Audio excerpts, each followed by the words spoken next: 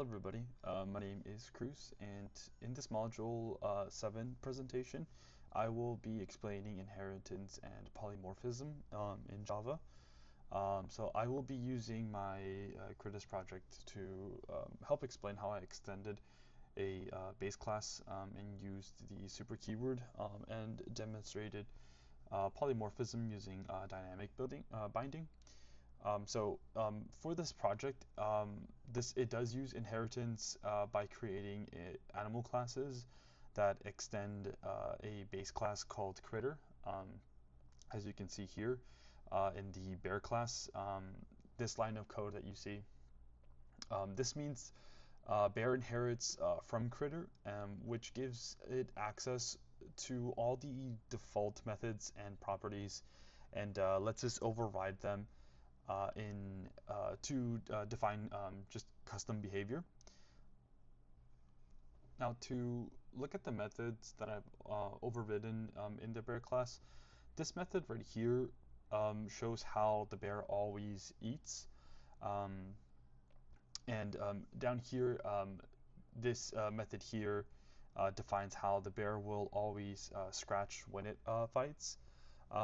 The override annotation means I'm replacing the original method in the critter class with my own version, and this is how polymorphism starts to work. Each animal class overrides the same methods such as like fight and get move, but behaves differently depending on which animal it is. So for the get color method, here's another written method that I've used. So this method decides whether the bear is brown or white based on its is grizzly value. So again, it's overriding the get color method from the base class. Now this part controls the bear's movement. It alternates between moving north and west, kind of like a zigzag pattern. So even though all critters have a get method, this version is specifically to the bear class. Now here on the left side, you can see the critters simulation running.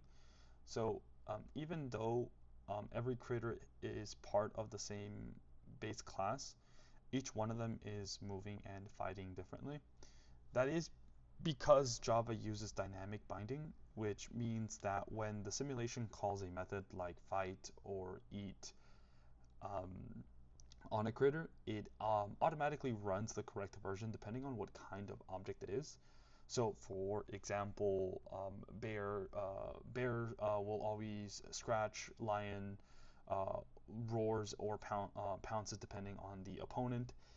Tigers will scratch when only hungry, and tanuki, which was my Olympian, which is technically a Japanese translation word for raccoon dog, changes behavior based on the night and day.